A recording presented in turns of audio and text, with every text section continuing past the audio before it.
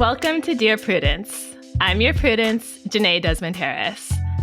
This week, we'll be responding to readers' dilemmas about workplace coffee runs, unwanted birthday gifts involving cameos from D-list celebrities, dogs who steal food, and husbands who react really strangely when that happens. Here to help me out is Josh Gondleman. Josh is an author, comedy writer, producer, and stand-up comedian.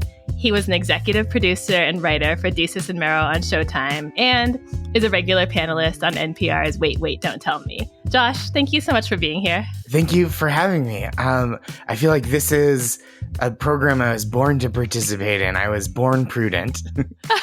I totally agree. You're very wise. Thank you. You're very kind. You're very compassionate. That's like something I have to remind myself to be, but I think it comes naturally to you. I mean, certainly I didn't start off like fun or interesting or exciting. And so I was left with kind of having a cautious judgment even from a young age. You got to work with what you have. That's right. And on that note, I want to give you a chance to give one piece of unsolicited advice. What do people need to know that you have just been wishing someone would ask about? Oh, this is such a good question. One piece of unsolicited advice. I think, like, if you're a person who works in a creative field, which I often get asked advice for those people, I would say when you're doing stuff for free, like that you're just like, oh, I'm creating stuff on spec because I want to showcase my portfolio or build my skills. Do the stuff that's as close to exactly what you want to do as you can in the long run, if you know what that is. Mm-hmm. So all that is to say, don't start off going like, this is what's really hot right now. I'm going to start off doing this kind of stuff because then people will want to pay me for it. Because then if that's not what you like doing and it's not creatively fulfilling for you, you're starting off from this position of, I'm going to get really good and build all my skills at something that's a pain in the butt to do or something that like is a slog to do. And when you can start off by being like, oh, I wonder if I could just like do the thing that I wanted all the time. Yeah. That's really smart. Thank you. You should put that as a post on LinkedIn. Okay. Little career advice, you know. I've worked in comedy and comedy adjacent fields for so long that the only time I ever interact with LinkedIn is when my ex from 12 years ago's brother sends me an invitation for something that's like, he sells golf apparatus and I'll get an invitation for that. And I'm like, I don't even know how to use this website. I've never logged in. How did you find me here? Yeah, it's not as big in certain fields. Anyway, do the free work that you want to do for your career. And we will take a quick break and come back to answer some questions.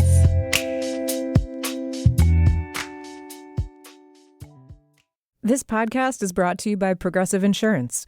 Whether you're driving, cooking, or doing laundry, Progressive knows the podcasts you listen to go best when they're bundled with another activity, much like how their Progressive home and auto policies go best when they're bundled. Having these two policies together makes taking care of your insurance easier and could help you save too. Customers who save by switching their home and car insurance to Progressive save nearly $800 on average. That's a whole lot of savings and protection for your favorite podcast listening activities, like going on a road trip, cooking dinner, and even hitting the gym. Yep, your home and your car are even easier to protect when you bundle your insurance together. Find your perfect combo. Get a home and car insurance quote at Progressive.com today.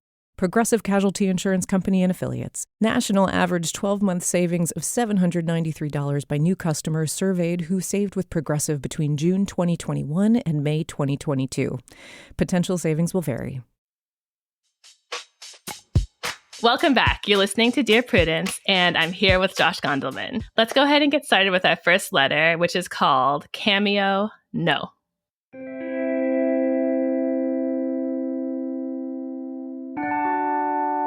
As a regular reader of the Slate advice columns, I know that there are a good amount of letters regarding unwanted gifts, and the advice is usually something along the lines of accepting with gratitude and donating what you don't want.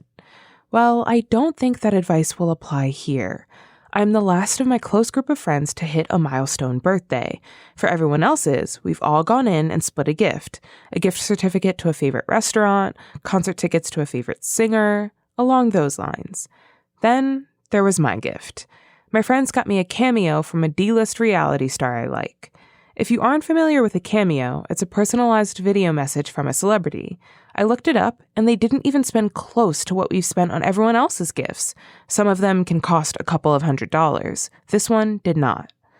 But it's not even about the cost. Frankly, I'd probably be more irritated if they spent a lot of money on something so completely useless. I just feel like they made me an afterthought because I was last. Everyone else's gift, we put thought into an experience they'd appreciate. What the hell am I supposed to do with this video? The message came by text. I didn't say anything to my friends after I watched it. I eventually got a group text asking if I got it. I just replied, yes. Someone asked me to send the link so they could see it, and someone asked if I liked it. I ignored both. One friend then texted me on the side and asked if everything was okay and if I was mad about it. I texted back that I was disappointed. I haven't heard anything from them since. I really don't know where to go from here. Am I overreacting? Did I have any right to say that I was disappointed? And if I am justified in how I feel, how do I express that to them in a way that doesn't make it sound like I'm just a gift-grabbing brat?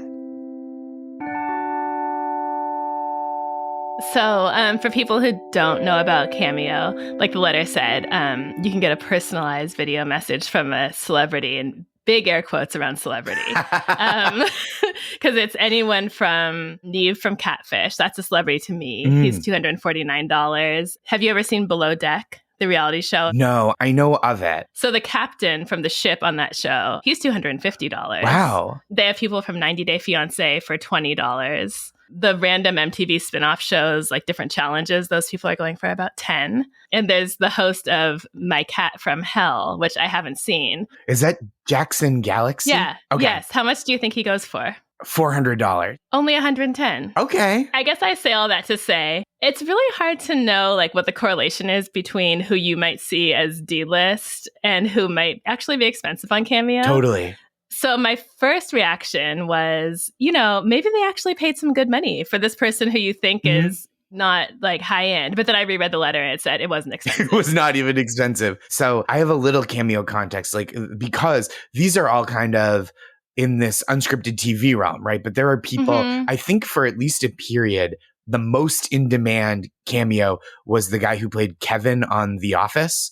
So he's there. And then I know a couple of friends got my friend's father a cameo from Major League Baseball Hall of Famer, Boston Red Sox legend David Ortiz, I believe. Oh, wow. See, I'm not even into sports, and I know that's a big deal. So there are like some true household names. And then I think there are probably some people that have been like fairly rocked by scandal. Like I think there was a time where like former Donald Trump lawyer Michael Cohen was on Cameo.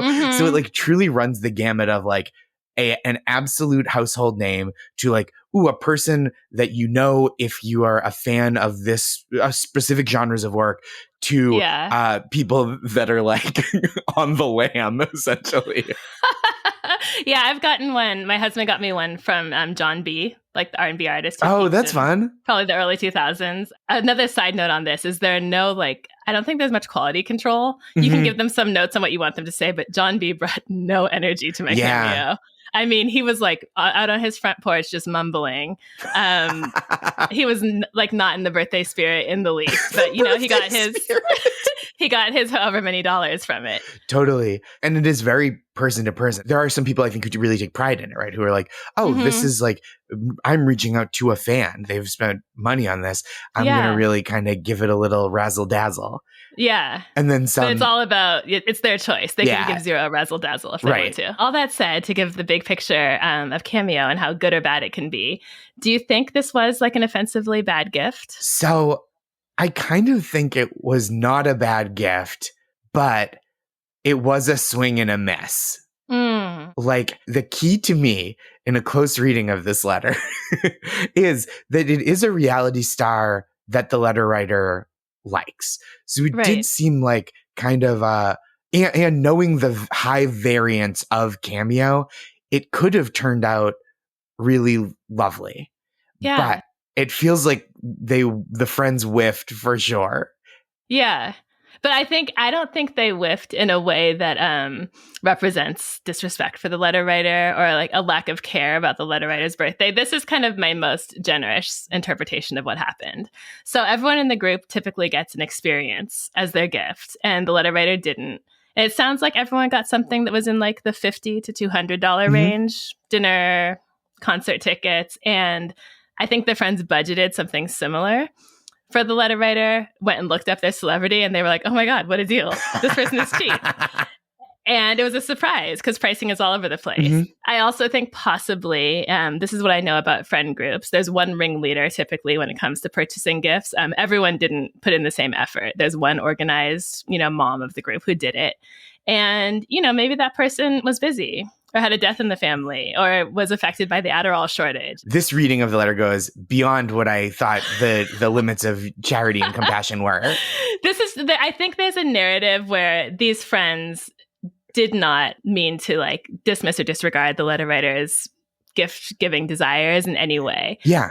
But what we don't know, because of course we don't always have the whole story, is like, is this part of a pattern or does this reinforce something the letter writer has been feeling as far as being like deprioritized in the group or not valued or not celebrated? And so I would ask them to reflect on that. I think that's such a good point, right? Because on paper, it doesn't feel like an offensive attempt. Not everybody wants the same things, right? Not everybody wants to go to a concert necessarily. And I think for some people, this would be really a meaningful thing. Not that the letter writer has to be like grateful because some people, there's cameo-less children overseas that are starving for cameos here. But like, it does seem on paper, it feels like an earnest effort that just didn't land. And I think you're right? Like the idea of, did they overlook me because I'm last? Maybe, but like that doesn't seem to be a criteria for overlooking someone. But there might be some reason that with this past experience within this friend group dynamic, that it was a less effortful, less thoughtful gift, certainly. So this is the tough question that the letter writer asks. Did they have a right to say they were disappointed? I mean, what I always say is you have a right to do whatever you want as long as it's legal. But I guess what they really want to know is, were they a jerk? And was it a bad move to say they were disappointed? I'm a bad gift receiver. That's a fact about me. This first letter immediately is causing me to look deep inside myself in a way that I'm not especially comfortable with. It's not your fault. It's just I resist introspection at every turn. And so I think it depends on this existing relationship, right? Like, because the friends really did seem to care if the gift recipient liked it, right? Like, oh, did you get it? Did you like it? Like, it seemed like, oh, that's such a good point. Yeah, they had an excitement for the recipient to feel it. So, or excuse me, they had an excitement for the recipient to receive and react to it. So again, I think that's one more data point for like good faith effort gone awry. And I guess, it's okay to say, like you said, they can say whatever they want. But I do think that given the circumstances of ostensibly reasonable effort made here, maybe the letter writer could have done a little more buttressing of, I was really excited for this kind of experience, and this birthday is a big deal for me, and I had kind of been anticipating something like this that I could like experience with a friend or with a partner in the future, and so I was a little caught off guard by this. And so I'm not as enthusiastic as maybe you'd hope. I'm dying because you say that knowing that you're famous for being nice and you would absolutely never say that. You would rather die. I don't think I would do it the way the letter writer did, though. I think like the kind of abrupt, like, we're kind of taught that like you don't have to like hem and haw about your feelings. You don't have to couch your feelings in all this accessorizing language.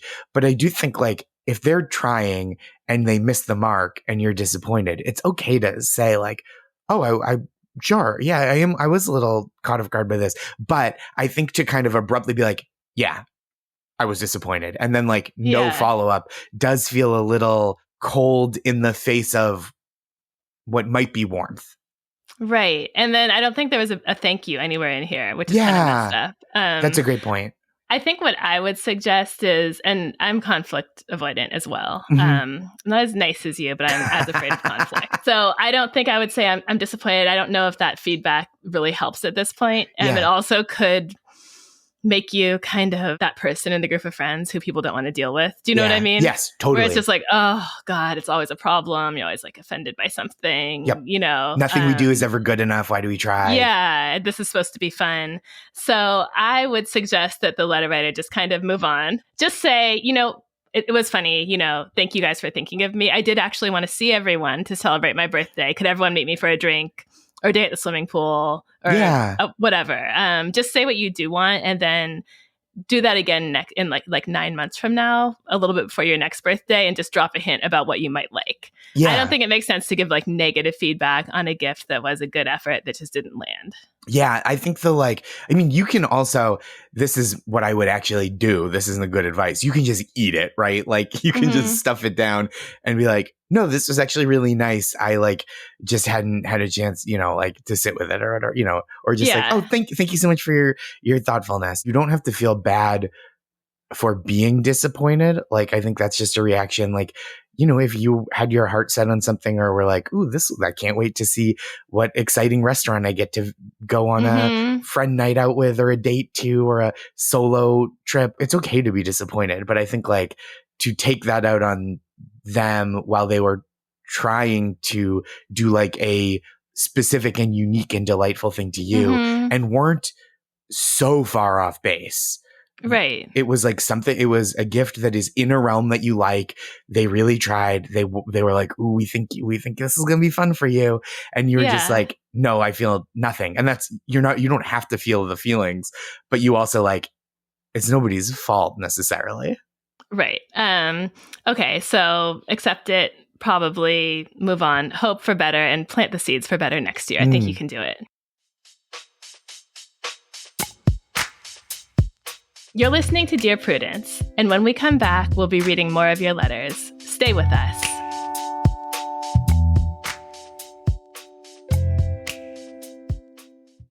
Can't get enough of Dear Prudence? Then you should definitely join Slate Plus, Slate's membership program. You'll get to hear me answer an extra question every week just for members, like today's episode with my husband and fellow Slatester, Joel Anderson. Older people, grandparents are extremely opinionated, especially because they have no real stake in what's going on. Right. So I just kind of feel like you're not going to change them.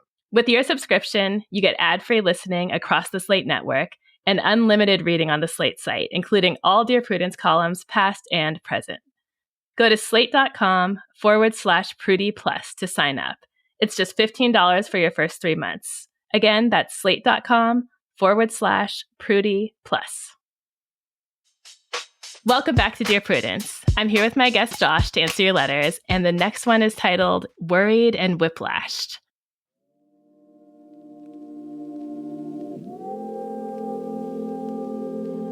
I just got married, and my husband and I mostly get along well. One thing I've really appreciated about him is that he accepts no food shame. As someone recovering from an eating disorder, I really like that he gently pushes back on people who shame him for seconds, he's sporty but not slim, or who talk about him deserving X, Y, or Z food after a hard soccer game or run. I assume that it's his healthy reaction to his food-shaming mom. But the other half of this is that he is very angry when he can't get food. He's usually mellow, but if we order dinner and it's very late or incorrect, he becomes moody and upset. A colleague once got drunk at a party and ate a sandwich he ordered, and he talked about it whenever she came up in conversation for years, to the extent that I pointed out it felt a little bullying. Maybe she owed him an apology, but I also, again, thought the problem was small and fixable. Today, we heard a crash from the other room. It turned out to be innocuous. And when we returned, our dog had snatched the second half of his sandwich. To me, my first concern is whether or not our dog will have the runs. My second thought is that it's kind of funny. Not for my husband. He raged, cried, and then took to the bedroom. He said he hated our dog and wanted to take her back to the shelter. I offered him half of my sandwich or suggested that we go pick up another since it's less than half an hour round trip to the deli. He told me I wasn't allowing him to feel his feelings. I know when people are stressed about other things, it can come out in small things. But this is the least stressful part of our lives. We have a lovely home, both work jobs with slow summer hours, and are done with the stress of wedding planning. He also has a truly great job that he has always wanted. And it's only around food. I'm someone who struggles to feel anger at all. I've been in years of therapy and feel like I have a much healthier approach to my own anger. But his anger makes me nervous, and I'm not sure if it's just because I'm anger averse or if these intense outbursts over small things are actually dysfunctional. We were having a nice day until this happened. Now I'm hanging out alone with our dog while he's upstairs. I'm tempted to suggest he talk to his therapist about this. Am I pathologizing an unpleasant personality quirk that I should just tolerate? You do not have to have personal issues with feeling anger to have a problem with your spouse raging and wanting to return your dog over half of a sandwich when he's still got the other half. I mean, I do relate to feeling kind of unhinged and not like myself when I'm really hungry. Like if you're ever out of town at a hotel, you have no food in the whole hotel room, you order DoorDash, you wait 45 minutes and then they cancel it for whatever reason. You really feel like, I'll just speak for myself, I feel sort of desperate and out of control. No, you can speak for me as well. Yeah. But this reaction to me was just beyond. Right? Yeah, this is not a commensurate reaction with what the problem was. This is like a classic funny thing a dog does. If my dog still have my sandwich, I would be devastated to lose half a sandwich. I would only love my dog more right. for doing such a classic comedy bit. Right. And if Busy stole half your sandwich and your wife lost it and ran upstairs and cried, you would think your wife needed help. I would be concerned. And it seems like the writer has pinpointed this, that it's not just a broad anger issue. It feels like a food control issue that is different than the ones you're accustomed to seeing, right? It's not any kind of food shame, but it is a real sense of like food as some kind of physical control or love, or there is something, there's the note behind the note in this case, because it doesn't seem like this has come up in any other circumstances, right? It's not like, the guy that was supposed to deliver our armoire was late and he was upset. It's like, it's a sandwich based feeling. Right. I'm actually dying over him holding a grudge for years and bullying the colleague over eating his food. Yeah. Like, I mean, one time. It really sounds like the kind, and I can picture the tone too. Like I know that kind of like joke that's gone past the life of the joke being funny, of like, oh, hey, did you bring the chips or did you eat them on the way over? And it's like, geez, come on, man. It was 4 years ago. It was 4 years ago.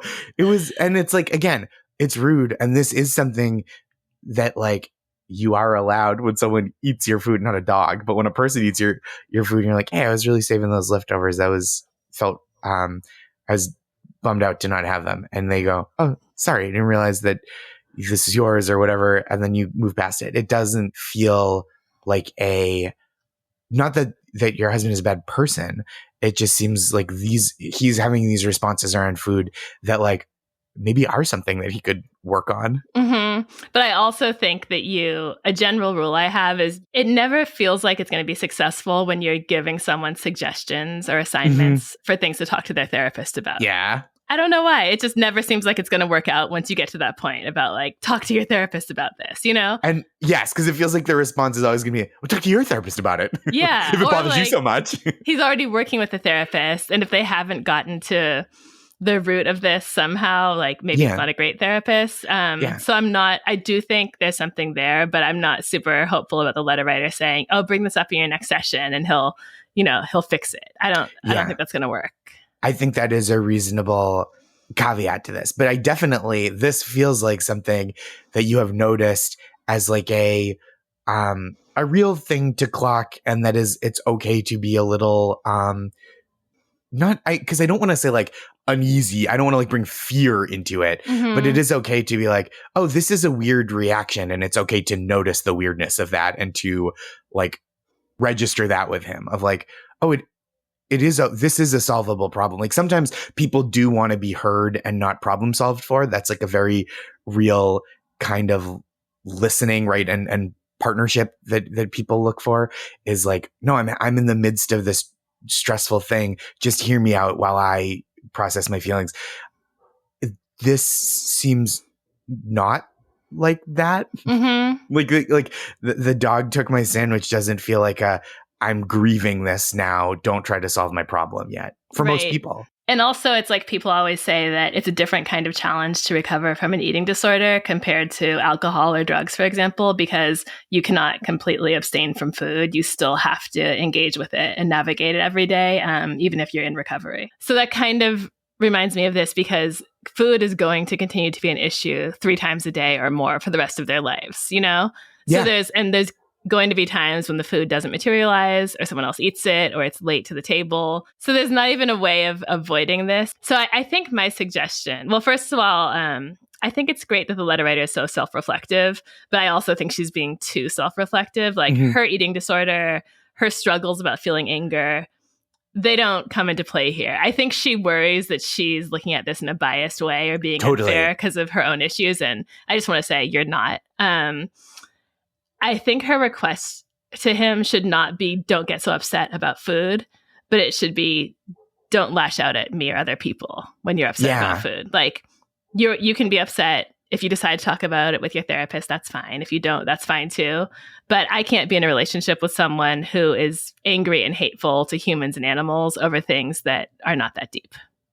Yeah, I think that is very fair, right? All you can ask him to do, you can't necessarily ask him to change his feelings, but you can certainly say, hey, this can't be, I mean, not in these so many words, but this can't be my problem. You cannot make this. You can't start to like, every time the dog eats something off the floor, you can't be like, I was saving that for later. And then, and pack the dog into a crate and send it across state lines. Right. Maybe start carrying around almonds in your pocket so you can just like have a couple and calm down so you're not feeling starving.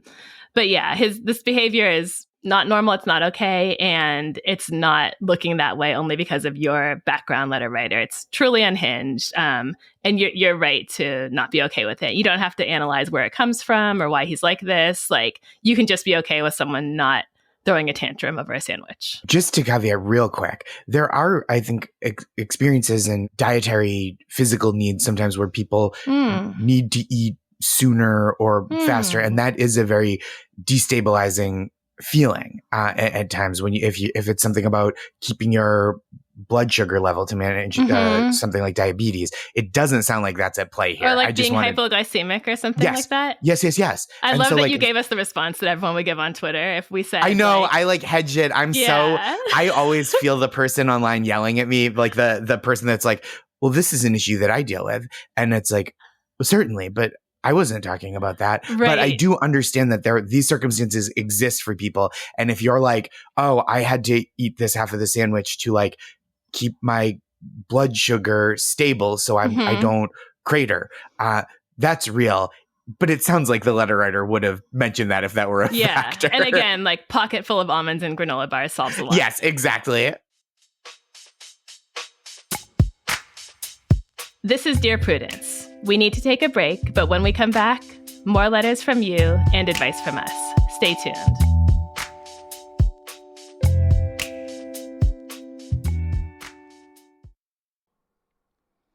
Hey Prime members, did you know you could be listening to this episode and all episodes of Dear Prudence ad-free? Avoid the ads and start listening today by downloading the Amazon Music app. Sex and the City is iconic. The fashions. But this is an outfit. The romances. Ladies, I'm taking a lover. Yes, a lover. The fights. I'm out of here. All we talk about anymore is big or balls or small dicks. And of course, the questions. I couldn't help but wonder. I couldn't help but wonder. I couldn't help but wonder. I couldn't help but wonder. After 6 seasons and 2 movies, Carrie, Miranda, Charlotte, and Samantha hung up their Jimmy Choos for a decade. But last year, they came back. Well, most of them came back. Love it or hate it, season 1 of HBO's And Just Like That caused quite a stir. Whether it was the death of a very big character. My husband died. Death. The ultimate breakup. Carrie's new role as a podcaster. Still haven't listened to it, have you? Carrie, I love you to death, but I draw the line at podcasts. The omission of Samantha. You know, it is kind of like she's dead. Samantha. We never even talk about her. Or the Che Diaz of it all. You're not happy with who you are? Step out of that box and change it! Change! We couldn't stop thinking about And Just Like That. Now, Carrie, Miranda, and Charlotte are coming back for a second season, and The Waves is going to be covering it all. Every week, Slate Plus members will get a very special And Just Like That recap episode, hosted by myself, Shayna Roth, and a very exciting lineup of your favorite Slatesters, like Daisy Rosario, Luke Wilkie, and Heather Schwedel. Look for the And Just Like That recap in the Waves feed. And if you're not a Slate Plus member, you can join now by going to slate.com/thewavesplus to get all of these special episodes, along with tons of other bonus goodies. Slate.com/thewavesplus.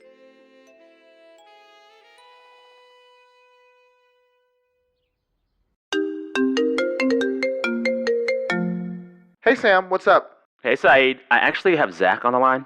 Hey, girls. Hey. Hi. Did y'all click the link that I put in the group chat? We must discuss it ASAP. Oh my god, I just saw. This is getting crazy. Girl, this is tea. I have so much to say, but I'll save it. You better save it. We're going to talk about this on this week's episode of Vibe Check. Hello, everyone. I'm Sam Sanders, and those were my two friends and co-hosts of Vibe Check, Saeed Jones and Zach Stafford. On our show, we try to make sense of what's going on in news, culture, and entertainment, and how it all feels. Vibe Check is our group chat come to life. Follow and listen to Vibe Check wherever you get your podcasts.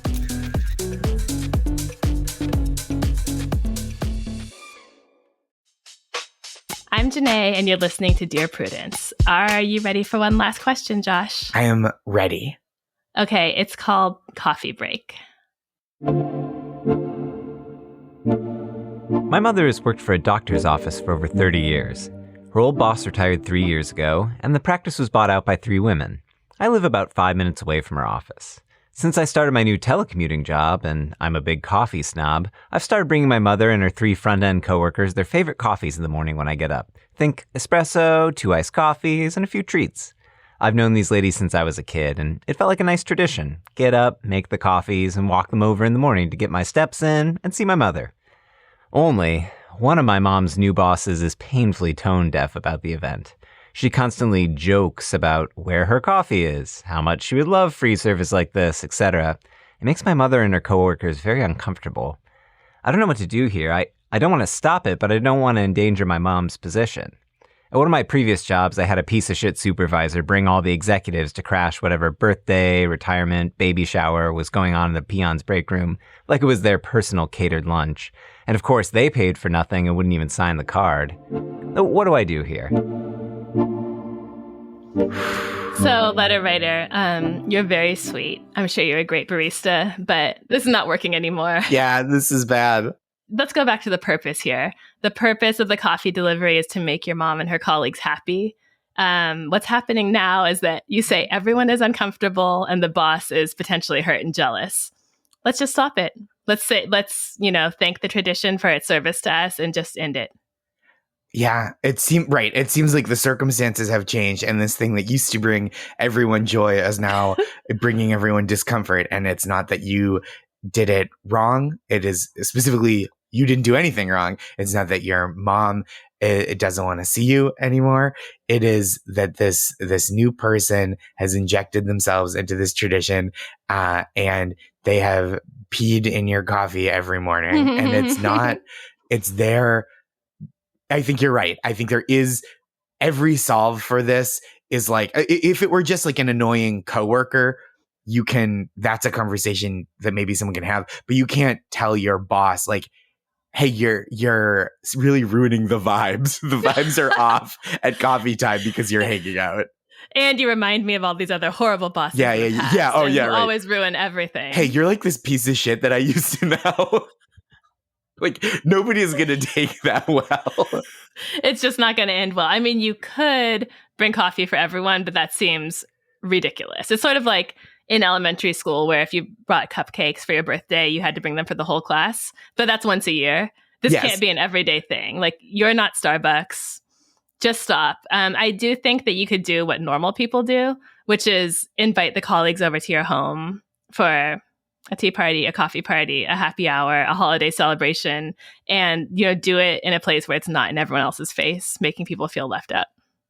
Yeah, it feels like this person is injecting themselves into a situation that was so nice. It's so tough because this just doesn't quite rise to the occasion of a thing you can like gently tell your boss, like, oh, this is kind of like a little thing that we do as like, to decompress as this team on, and because when it's the boss, it is like their prerogative to be annoying and their responsibility to know better. And this person is only exercising half of that. Totally. That's exactly it. So go ahead and get your mom a Starbucks card. Let her do what she wants with her colleagues and invite them over to the house, be a hostess, and just, say goodbye to this tradition, which was really nice, but is not what we're going to do anymore. Yeah, nothing lasts forever, even cold November rain. But this is a bummer. I really feel for this. Oh, I'm so sorry. I'm sorry too. And I wish I had better ideas, but we have to be realistic here. This is not like part of our culture to hand deliver coffee to only a few people in the office every day. And you just can't it's so hard to tell someone in a position of power, like, you have a bad personality. Right. And the thing is, there's a difference between being a miserable, unpleasant, unkind person as a boss and doing something that's actually not allowed. Like, there are a lot of things that are really unpleasant and are also completely allowed. And your boss is allowed to retaliate against you. Legally, maybe no, but are you really going to take them to court over whatever happens? Let's just eliminate any future problems around coffee jealousy and just not do it. Those are all the questions we have for this week. It has been fun and hopefully helpful. Thank you, Josh. Oh, thank you. Thanks for having me. This was such a pleasure, and I hope I haven't sent anyone's life off the rails. I hope not. If you have, I'm going to send them to you. Okay, that's fair. To refix it. Send him to come beat me up or whatever. Go watch Josh's debut stand-up special, People Pleaser.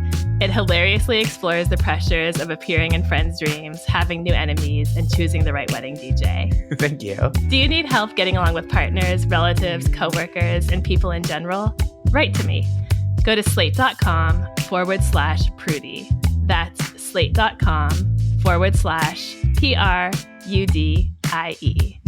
The Dear Prudence column publishes every Thursday. If you'd like to hear your question answered on the podcast, we are looking for letter writers who would be comfortable recording their questions for the show. You can stay anonymous. Dear Prudence is produced by Sierra Spragley Ricks with a special thanks to Brandon Nix. Editorial help from Paola De Verona. Daisy Rosario is senior supervising producer, and Alicia Montgomery is Slate's VP of Audio.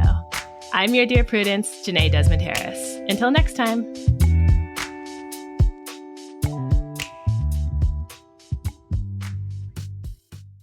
Three Black women, 3 generations, 3 different perspectives. This is When Magic Happens, a weekly podcast where hosts Taylor, Jennifer, and Cheryl unpack Black women's lives and desires by getting real about their own experiences and inviting yours as well.